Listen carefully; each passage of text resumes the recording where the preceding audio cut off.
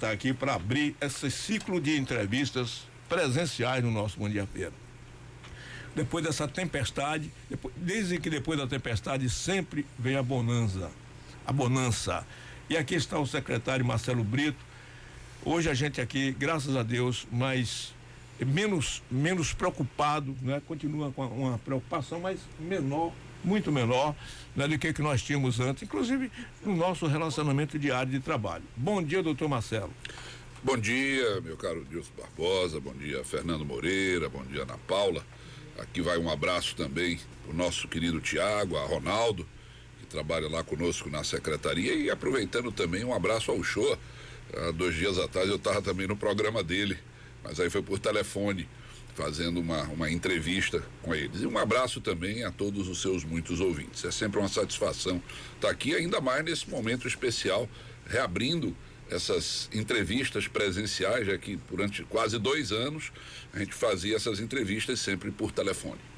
Doutor Marcelo, bom, primeiro eu gostaria de saber o seguinte: qual foi a experiência que o senhor, como médico, como cidadão, teve de conviver com a Covid, e exatamente no período que o senhor veio com a secretaria? Quer dizer, o senhor estava na sua atividade médica, mas sem essa de ser um secretário de saúde com a responsabilidade tão grande no momento em que o mundo desabou sobre todos nós.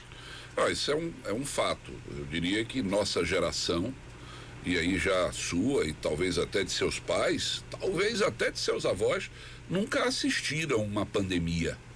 Ninguém viu o que era isso. Nós sabemos de relatos históricos, de livros, aqueles casos lá na Idade Média, no final do século retrasado, nós tivemos também algum caso, mas foi a primeira vez que nós enfrentamos, sim, toda uma geração de humanos, que isso foi uma pandemia mundial, que nós enfrentamos essa situação. E eu diria que foi um grande aprendizado, e talvez o maior aprendizado que nós pudemos ter era que em 2 anos nós reagimos à pandemia. Se isso tivesse acontecido há 100 anos atrás, nós íamos ter uma redução na população mundial. Era coisa de se perder 20%, 30% da população. É um número assustador. Uma pandemia dessa cria prejuízos muito, mas muito maiores, por exemplo, do que uma grande guerra. É algo que não pode ser esquecido. E nós conseguimos desenvolver vacinas, Nilson, rapidamente. Todo o arcabouço da saúde, da tecnologia de saúde mundial, os países se juntaram para enfrentar isso. É verdade que logo depois se afastaram e aí entram em guerra por outra coisa. Mas naquele momento houve uma convergência do mundo no intuito de combater o vírus da Covid. E eu diria que nós tivemos sucesso, sim. Foram muitas pessoas morreram. Hoje, o último número que eu tinha visto, mais de 6 milhões de pessoas. Mas isso teria acontecido a centenas de milhões de pessoas se nós não tivéssemos a vacina. Eu diria que, com a qualidade de médico, eu fico muito contente, porque a medicina conseguiu reagir. Esse é o papel dela. Não é o papel dela ficar se apropriando de fake news, de pessoas que começam a disseminar informações na linha de que a vacina não presta, a vacina não serve. Me lembro bem de uma frase de um político importante, de que a vacina nós íamos virar jacaré. Puxa, mas eu pelo menos não soube, não sei se você soube, de alguém que tivesse virado jacaré. Até agora não vi ninguém. E os jacarés que eu tenho visto, raramente, é verdade, nasceram jacaré, viu? Não eram humanos que viraram jacaré. Mas é isso que a gente tem que aprender hoje. É não permitir que essas fake news prosperem, é não acreditar nessas informações. Que pena que alguns colegas até embarcaram num primeiro momento nessa ideia, mas rapidamente perceberam o engano e corrigiram suas atitudes, e nós conseguimos trilhar um caminho da ciência, um caminho da verdade, um caminho da responsabilidade, e hoje os resultados começam a aparecer. Começamos hoje a tirar as máscaras em lugares públicos, começamos hoje a frequentar de novo os lugares, a conviver socialmente. Está aqui o nosso prefeito Colber Martins anunciando eventualmente em setembro uma micareta. Olha as coisas começando a voltar à sua normalidade. Agora não vai ser nunca aquela normalidade de ontem. Nós vamos criar agora um novo normal. Situações novas, por exemplo, algo que eu sempre defendi, se você está gripado, gripe comum, por que não usa máscara?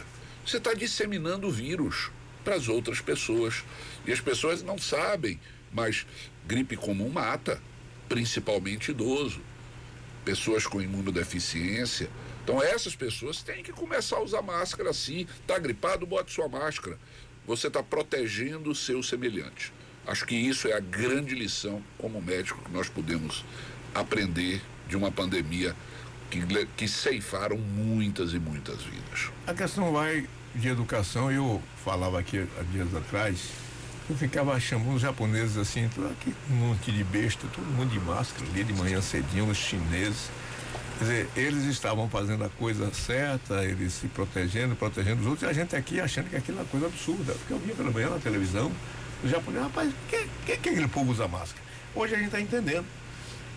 E como o senhor diz, eu acho que isso não vai acabar. A gente vai ter que usar sempre máscara. Se está gripado, período de disseminação de gripes, por que não se usar máscara? Não tem nada demais. Eu me lembro também que eu fiz uma viagem há uns 3 anos, eu fui a Tóquio, e me chamou a atenção isso, a utilização de máscara, onde eu diria que quase metade da população, não tínhamos pandemia, não tínhamos nada. Era um momento de absoluta normalidade. E eles aprenderam a usar a máscara na gripe aviária. Aquela gripe lá de trás, há uns 10 anos atrás, nós tivemos aquele surto. E eles começaram a usar máscara. E passaram a usar isso de forma muito tranquila, muito natural, muito normal. Nos aviões todos, na aeroportos, já se fazia medição de temperatura de forma automática. Você tinha um telão na frente de todas as pessoas que andavam no corredor, aparecia a sua imagem e aparecia do lado a sua temperatura.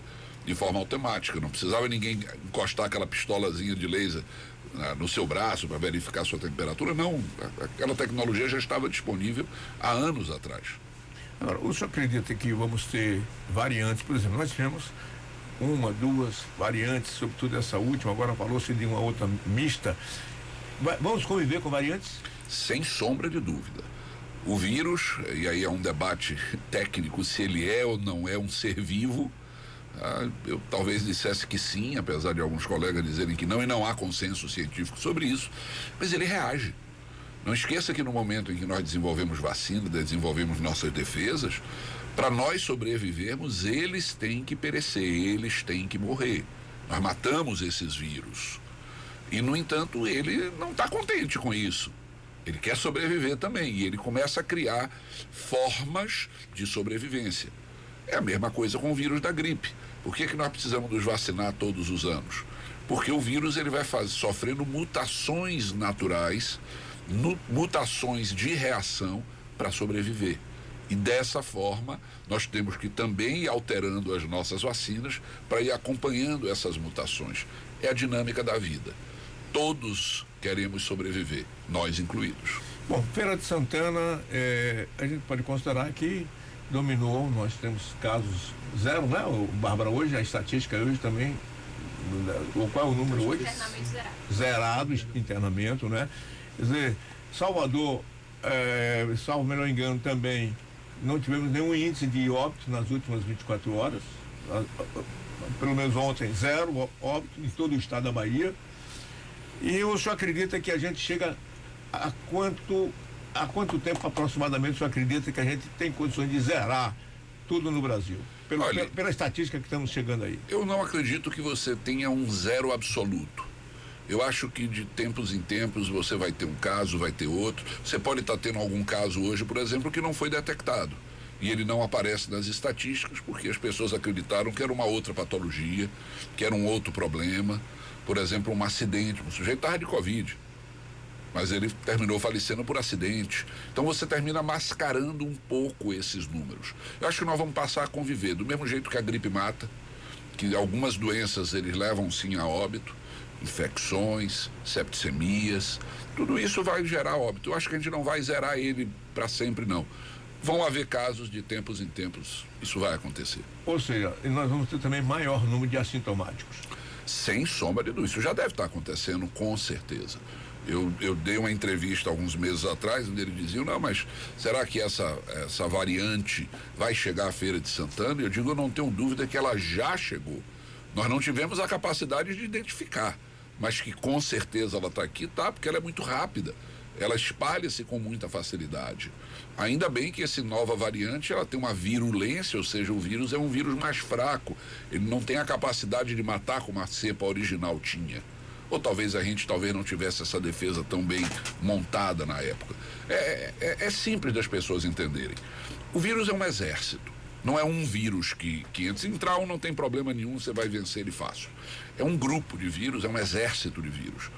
E você não tem defesas. Suas defesas não estão preparadas para aquele tipo de ataque. O que é que a vacina faz? Ele injeta em você ou um vírus fraco ou pedaços do vírus. E suas defesas vão entrar em ação com aquele vírus fraco, vai aprender, como se fossem espiões, vai aprender como é que ele funciona e vai preparar o seu exército corporal para enfrentar uma invasão. E ele vai ficar todo prontinho. Imagine que se você não está preparado, um exército adversário lhe invade, você vai precisar de mais tempo para preparar a sua defesa. A questão é, esse tempo que você precisa é suficiente? Se ele se estender demais, esse exército adversário lhe derrota e você não tem condições de sobrevivência, ele pode lhe matar. Se você tem tempo suficiente, que é o que acontece com a maioria das pessoas, seu exército começa a ficar forte e reage ao exército adversário e mata o exército adversário. A vacina, ela antecipa essa sua resposta imunológica. Ela já ensina a você como é que esse exército funciona. Esse exército gosta de atacar de noite. Claro que eu estou aqui fazendo uma ilação, uma brincadeira, mas esse exército gosta de atacar de noite. Você já fica preparado.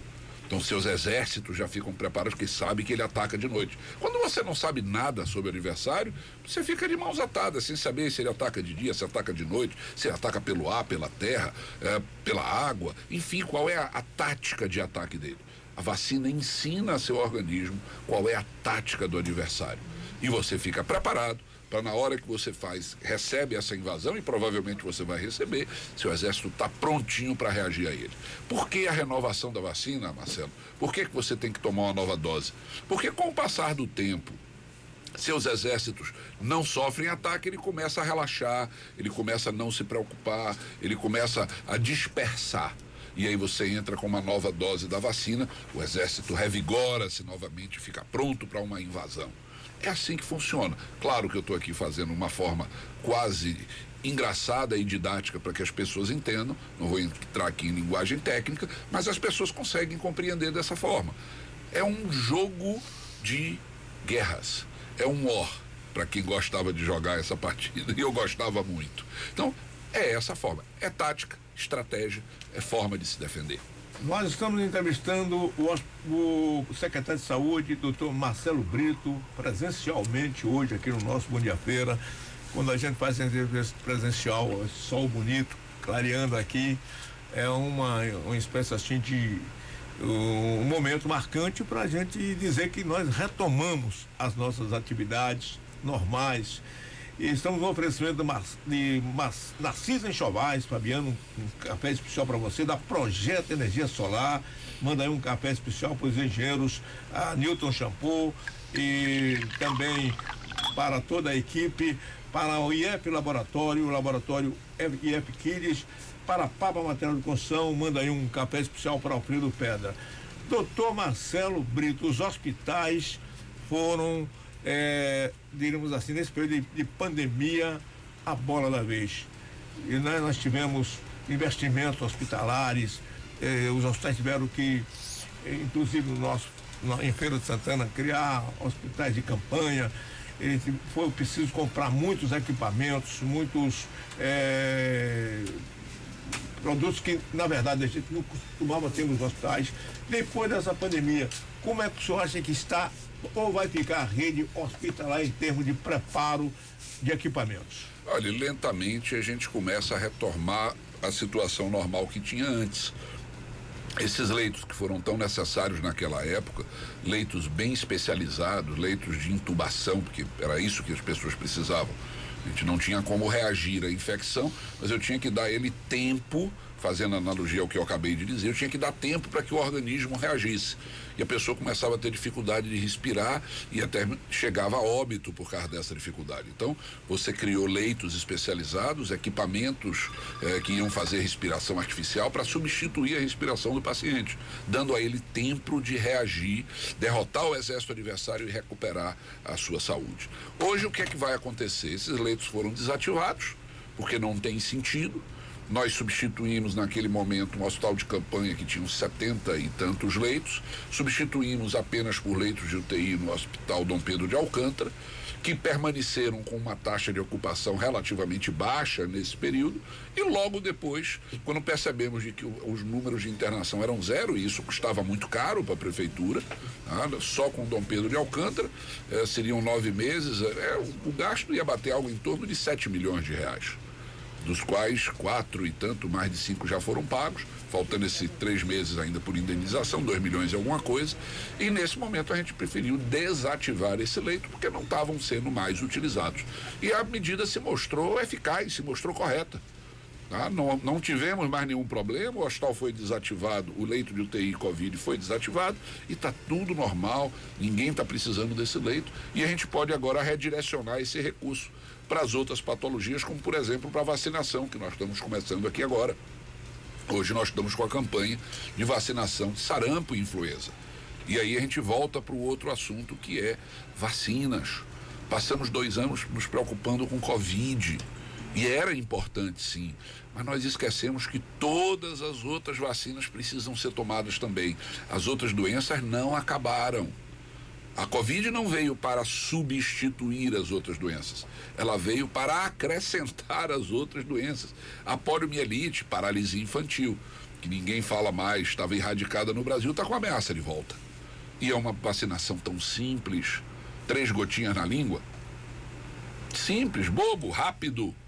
Mas, no entanto, as pessoas, eu não vou chamar nem de negligenciaram isso não, porque a cabeça estava completamente voltada para a Covid. E agora o nosso papel é, pessoal, vamos agora fazer a vacina. Estamos agora com a vacinação da influenza e estamos com a vacinação do sarampo. Sarampo para crianças a partir dos 5 anos de idade, para os profissionais de saúde, a influenza para as pessoas mais idosas, para também os profissionais de saúde. Nós temos que fazer essas vacinações, todas as vacinações da caderneta. Nós estamos desenvolvendo lá na secretaria um card, na verdade, um imã de geladeira, um folder, um prospecto, o nome que quiserem dar, mudam tanto o nome das mídias hoje, onde nós vamos mostrar todas as faixas etárias, de recém-nascido a pessoa com 100 anos de idade. Quais são as vacinas que essa faixa etária deve estar tomando, para que as pessoas todas passem a tomar conhecimento do que é que vai precisar vacinar. Talvez uma pessoa com 40 anos diga, não, já tomei todas as vacinas, não preciso mais não. E talvez ela tenha alguma vacina ainda que ela precise tomar. Então nós vamos botar esse imã de geladeira, vou chamar dessa forma, você vai colar ele na sua geladeira e de tempos em tempos, de 6 em 6 meses, passa a vista nela. Verifica qual é a vacina que você tem que tomar, que seu filho tem que tomar, seu neto, seu pai, seu avô, seu tio, seu sobrinho, e começa a orientar as pessoas, vamos nos dirigir aos postos. Essa é a grande arma que nós temos. A utilização de máscara, a lavar as mãos, usar álcool gel, todas são medidas importantes, mas nenhuma delas supera a necessidade da vacinação. Ela realmente é quem fez a diferença. Bom, nós temos a dengue, a zika, a chikungunya, e, salvo melhor engano, não temos vacina própria para elas. Exatamente. Não temos vacina. E como vai ser a campanha da secretaria, como tem sido essa campanha contra essas outras doenças, Porque até então, como o senhor colocou, todo mundo se focou na Covid, Mas elas continuaram. E agora, chegando no período de chuvaradas, ela chega com força total. O que nós podemos fazer são aquelas medidas mecânicas de fumacê, nós vamos tomar as medidas de evitar a proliferação das larvas. Agora, temos que vacinar. Acho que hoje o nosso grande foco é estar muito ligado na vacina. A necessidade que você tem de vacinar, a necessidade que você tem de estar comparecendo aos postos, de olhar que vacina você precisa. E se tem a dúvida, vai ao posto de saúde, a equipe do posto vai saber orientar o que é que você vai precisar. O ouvinte Marcos perguntando aqui a gente agora sobre o retorno agora, né? São João, micareta que vem. O que mais, Ana Paula? Fala até da presença de público aqui nos estádios, né? E pergunta do cuidado, né, da Secretaria de Saúde a partir da realização desses eventos. Sim, a volta desses eventos, que cuidados as pessoas continuariam a ter? A nossa sugestão é continuar na utilização de máscara. Se você não está com o estádio lotado, fazer algum tipo de distanciamento social, principalmente para as pessoas que você não conhece. A secretaria não vai ter braço para fiscalizar todo mundo. Não é possível, dentro do Joia da Princesa, tá lá dentro para dizer você está usando, você não está usando. Na hora que seu time vai fazer o gol, você vai gritar. Será que a máscara não vai escapulir? Você não vai sacudir a máscara igual a bandeira? Não é fácil. Mas eu diria que com a vacinação a gente pode enfrentar essa situação de forma muito mais tranquila do que a gente enfrentaria no primeiro momento. Doutor Marcelo, qual foi, na sua visão, que papel exerceu o SUS nessa pandemia? O SUS foi indispensável. O Brasil tem hoje um dos maiores programas de imunização do mundo. Nós somos, talvez, o conceito do SUS é um belíssimo conceito. Nós temos dificuldade na implementação dele, é verdade. Talvez subfinanciamento, dificuldade de financiamento, regras demais para você poder fazer o recebimento do pouco recurso. Você termina despendendo muito valor e muita energia no meio e não na ponta. Adoro dizer isso. Você precisa atender tantas e tantas regras que acaba a energia e você atendeu a regra, mas não conseguiu atingir o objetivo, que era a saúde da ponta da população. Porque é muito complexo fazer saúde pública. É muita regra. O Ministério da Saúde solta a portaria como quem troca de roupa. E aí tome portaria e tome nota técnica e regulamentação, e você, para ler aquilo, não é fácil, a equipe lê, passa essas informações. Várias vezes eu tive dúvidas técnicas sobre porquê daquele regramento, mas qual é o sentido. Por exemplo, chegou ontem um regramento que eu achei esquisito. Nós teríamos que estar pedindo para fazer a vacinação de 4ª dose da Covid-19 para os idosos acima de 80 anos, eles pediram relatório médico. Eu não entendi. Se é para vacinar a 4ª dose a partir dos 80 anos, que relatório médico eu preciso? É um relatório médico dizendo que ele tem 80 anos? Dizendo que ele tem que tomar vacina, mas não é para tomar vacina a partir dos 80? Que você peça o relatório médico, por exemplo, para a 4ª dose dos imunodeficientes, dos imunodeprimidos, eu diria que esse está justificado. Só o médico assistente vai dizer se ele tem capacidade para tomar essa vacina.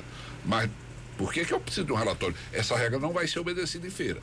Teve 80 anos de idade, pode se dirigir ao posto e você pode tomar a sua 4ª dose da Covid-19. 80 anos e possivelmente vai baixando, né? Olha, eu não acredito talvez que baixe, não. Acredito que vai ficar limitado só a esse grupo de pessoas, ou talvez a partir dos 70, talvez, porque essas pessoas realmente têm uma resposta imunológica mais demorada. Então, ou seja, rapidamente ele perde a capacidade, aquele grupo de exército dele é um grupo de exército mais idoso, ele já não tem aquela mesma reação de sempre. Então, por isso, não vamos arriscar, não. 80 anos, comparece, faz sua 4ª dose com tranquilidade, tem preferência, inclusive, chegando no posto vai ser atendido primeiro, não há dificuldade em relação a isso. E não vai precisar apresentar relatório médico os idosos acima de 80 anos. Bom, há propostas aí de que se transforme pandemia em endemia. O Brasil já pode considerar essa mudança de categoria? Ele tem uma reação muito diferente entre um e outro. O que é importante é que a gente está vencendo, seja uma pandemia, seja uma endemia, seja um surto, o nome que quiser dar. Acho que o que é importante agora é vacinar. Agora Ronaldo está me trazendo aqui com o Tiago a nossa frase. Nós estamos com a campanha na rua que é: não vacile, vacine, bora vacinar. É uma frasezinha. Campanha, não vacile. Já, tá aqui, ó. Vou repetir: não vacile, Vacine. Não vacile. Não vacile de vacilar. Vacine. Bora vacinar. Apesar de eu não gostar muito do bora, mas vamos vacinar. Mas ok, pelo menos é uma forma tranquila. Não vacile, não vacile, não vacile. Não vacile. Vacile. É uma campanha que realmente tem que ser feita agora. Para atingir a grande massa. Deixa eu fazer uma pergunta ao doutor Marcelo, cumprimentar doutor Marcelo Brito, muito bom tê-lo aqui conosco, né, mais uma vez, agora de forma presencial. Eu até brincava com o senhor na chegada, não é possível que a gente não esteja vivendo o começo do fim dessa pandemia. A gente espera poder encontrar o senhor mais vezes pessoalmente, sem a restrição, né, de ter que ser por telefone, porque a gente não pode receber convidados. Mas uma situação que a gente colocou muito durante o período de pandemia, com médicos de várias áreas, foi a situação da evasão de pacientes de várias pessoas que tratam doenças crônicas, por exemplo, né? Pessoas que deixaram de fazer avaliações cardiológicas, pessoas que descompensaram diabetes, hipertensão, porque não visitaram o médico, não trocaram o remédio no tempo certo. Que tipo de reflexo a gente teve? Que análise o senhor faz desse reflexo aqui em Feira de Santana em relação a isso? E é algo que já foi recuperado ou é um processo ainda gradativo também em relação ao tratamento de outras doenças, principalmente as crônicas, né? Agora que nós vamos começar a sentir isso, Fernando, é nesse momento que nós vamos ter a reação. As pessoas, por razão da pandemia e não sair de casa, terminaram não podendo acompanhar suas doenças crônicas, não compareceram para fazer as consultas de acompanhamento, fazer seus exames, e isso vai gerar um preço. Esse preço está começando a cobrar agora. Então nós tivemos um grande boom no aumento do pedido de consultas. Então essas pessoas que estão com essas consultas represadas agora começam a procurar a secretaria. Nós estamos fazendo o máximo para poder facilitar. O prefeito já determinou, e eu concordo com ele, nós estamos procurando agora uma empresa, por exemplo, para fazer a telemedicina. Está aí um dos efeitos positivos que a pandemia nos trouxe. Abriu agora, você vai poder fazer uma consulta em determinadas circunstâncias através do seu celular. Ao invés de ter que se dirigir à unidade, enfrentar talvez fila, demora, algum atraso, você vai pegar seu celular e na hora certa vai ligar e vai ter o médico na sua frente. Se o médico achar que não dá para fazer o diagnóstico, ou pelo menos orientar o tratamento através da telemedicina, ele próprio vai fazer a orientação para uma consulta presencial. Então isso vai estar mais ou menos já regrado. Já estamos atrás de uma empresa que tem esse expertise, já tem duas até em vista, e nós vamos abrir uma licitação justamente para fazer a aquisição, a compra dessas teleconsultas para poder facilitar o acesso da população e tentar suprir uma parte dessa demanda reprimida que durante esses meses todos não pôde se dirigir a uma unidade de saúde em razão da Covid-19. Bom, nosso querido Henrique, né, o general Henrique da Nissan está no Congresso da Nissan em Foz do Iguaçu nesse momento ouvindo a gente, informando que lá máscara zero. Foz do Iguaçu, no Congresso onde ele está, é um bom sinal que a gente já está nessa expectativa de que tudo já tenha terminado. E recentemente também a gente teve um grupo de feirenses que foi para Israel, né? Foi para a Terra Santa e tudo mais. E o pessoal voltou falando isso também, né? Que lá os números de Covid eram baixíssimos, não se encontrava tanta gente com máscara e tudo mais. Então a gente pega regiões diversas, né?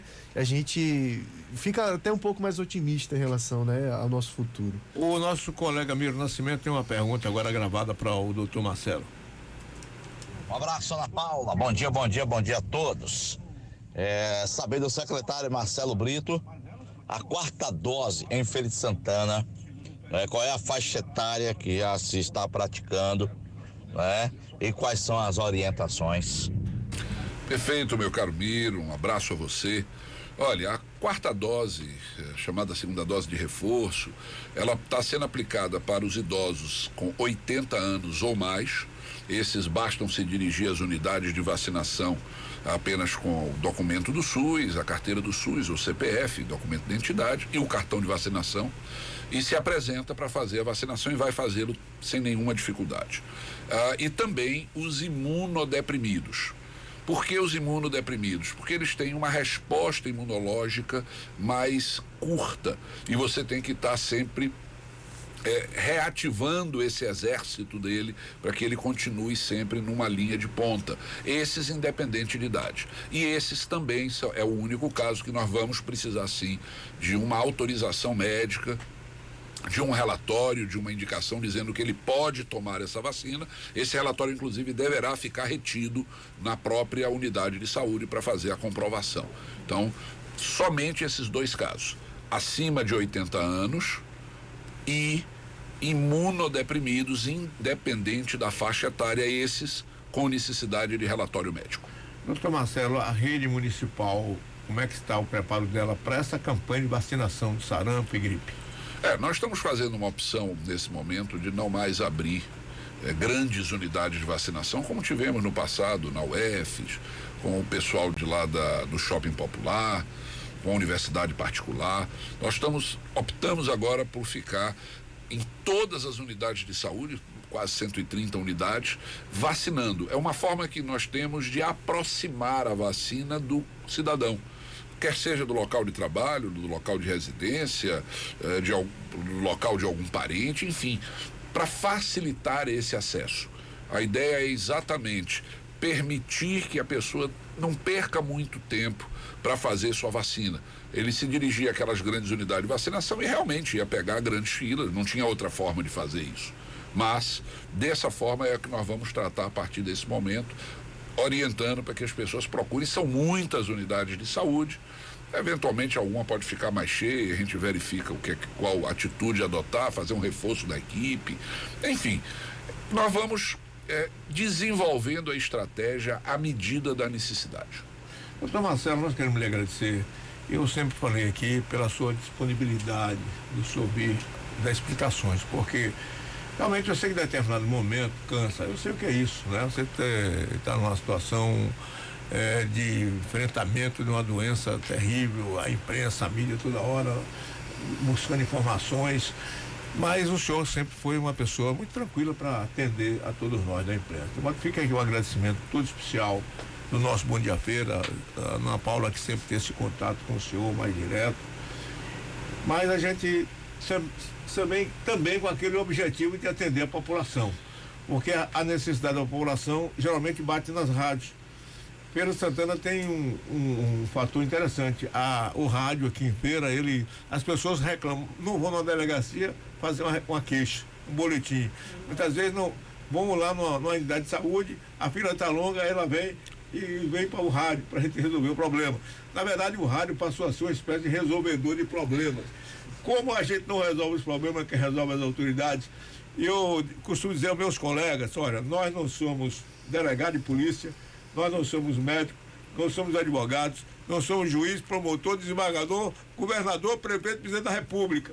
Nós apenas levamos a mensagem para as autoridades. Elas é quem resolve. E justiça se faça.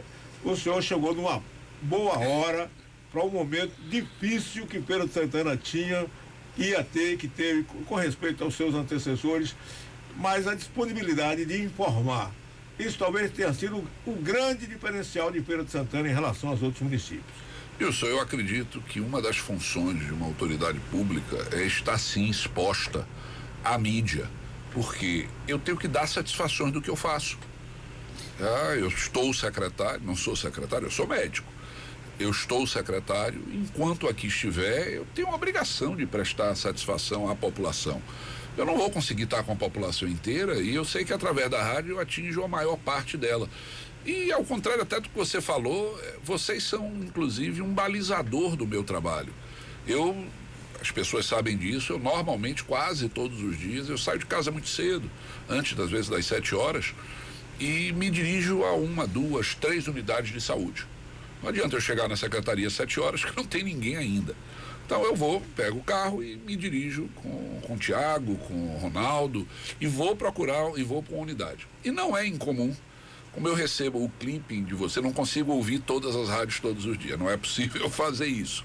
Mas eu recebo o clipe, onde eu tenho os resumos e todas as vezes que eu vejo no resumo uma reclamação, e eu tive, por exemplo, uma reclamação de ontem para hoje, deixa eu até, se você me permitir, tentar lhe mostrar o que é que nós encontramos aqui, ó.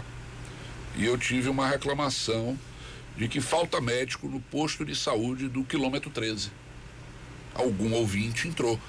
E eu normalmente, hoje não deu para fazer isso porque eu vim aqui, mas amanhã, na sexta-feira, eu vou lá no quilômetro 13 e vou ver em loco o que é que está acontecendo.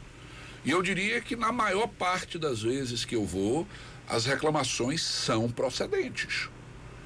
E aí, nesse momento, eu tomo conhecimento do que está acontecendo, disparo os órgãos de fiscalização da secretaria diretamente e determino que seja feita uma avaliação e uma auditoria naquela localidade. Porque você sabe que todas essas localidades hoje são de gestão compartilhada. São empresas terceiras que fazem a gestão daquela unidade e ela não pode ficar sem médico. Se estiver sem médico, existe uma penalidade prevista no contrato e a penalidade vai ser aplicada. Só que eu não tenho um braço para estar em 130 unidades ao mesmo tempo. Mas a população está nas 130 unidades.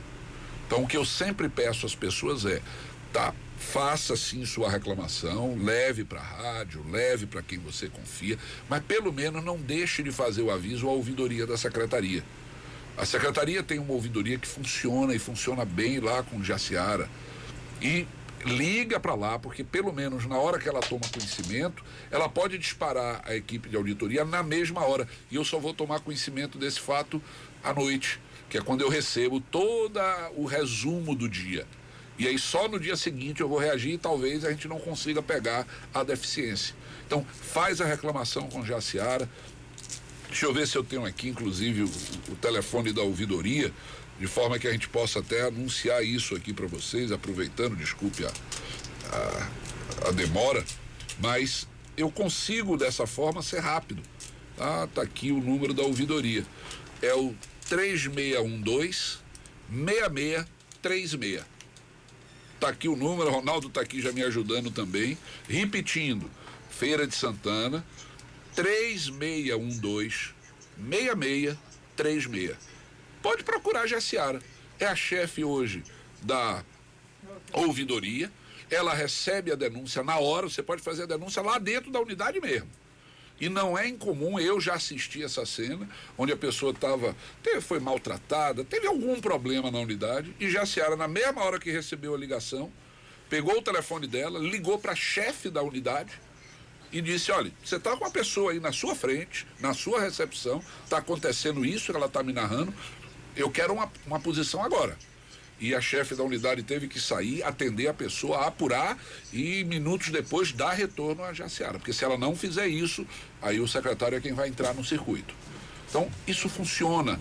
É pena que a gente não tenha muitas Jaciaras para fazer esse trabalho pela gente. Mas agradeço a você, Nilton, suas palavras. Não é fácil mesmo, não. Foi um momento ímpar que a gente assumiu a secretaria. A parte política atrapalha muito, porque tira você do foco, lhe suga determinadas energias que poderiam estar direcionados para a ponta, para a saúde da população. Mas eu sabia que a gente ia enfrentar isso e eu não me acovardo, não. Faz parte, estou aqui para fazer isso. Obrigado a vocês, a Ana Paula, a Fernando, a você, Nilson, a todas as pessoas que fazem o programa, a vocês que fazem o ouvinte. E não esqueça, não vacile, vacine. Vambora vacinar. Pois Virgínia de Quaraçu aqui mandando um abraço para o senhor, parabenizando a sua entrevista e agradeço o abraço a Virgínia de Quaraçu. Um abraço para ela também. Ela elogia o médico lá de Quaraçu. Aí, de vez em quando, a gente recebe um elogio, mas elogio não é a mim não, viu? Eu gosto de dizer o seguinte, a crítica é ao secretário, o elogio é da equipe. Obrigado, doutor Marcelo, aí, aos nossos queridos amigos, ao Ronaldo, Thiago, né, que estão aqui lhe assessorando, viu? Bom dia de trabalho para o senhor.